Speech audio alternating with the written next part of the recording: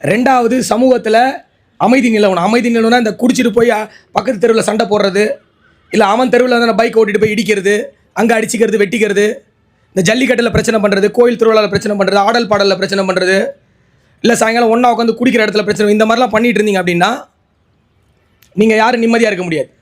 உங்கள் குடும்பத்தில் இருக்கவும் நிம்மதியாக இருக்க முடியாது. பார்த்துக்கோங்க. இங்கே மொத்தமாக ஒரு 300-400 பேர் இருக்கீங்க, அவ்வளோதான்.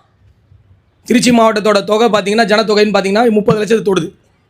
நீங்கள் 300 இப்போ உங்கள் 300, 350, 400 பேர்னால 30 லட்சம் மக்கள் வந்து நிம்மதியாக இருக்க முடியாமல் இருக்க முடியாது. நீங்கள் 300ங்கிறது ஒரு நம்பரே கிடையாது. ஜெயிலில் போனால் ஜெயில் வாழ்க்கை ஃபுல்லாக போயிடும்.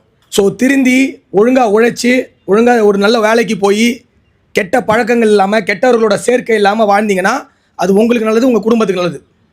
எத்தனை பேருக்கு கல்யாணம் ஆயிருக்கு, குழந்தை இருக்குது, கை தூக்குங்க. பெரும்பாலானவங்க எல்லாருக்குமே கல்யாணம் ஆயிருக்கு, குழந்தை இருக்குது. அது ஞாபகம் வச்சுக்கோங்க. உங்களை நம்பி ஒரு பொம்பளை கல்யாணம் பண்ணியிருக்காங்கன்னா அந்த பொம்பளையை வந்து ஒழுக்கமாக வச்சு வாழ வேண்டியது உங்கள் பொறுப்பு. உங்களை நம்பி 2 குழந்தை பெற்றிருக்கீங்கன்னா அந்த குழந்தையோட வாழ்க்கை உங்களுக்கு.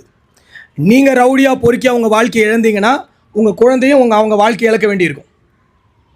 உங்கள் அடுத்த தலைமுறையும் அப்படியே போயிடும்.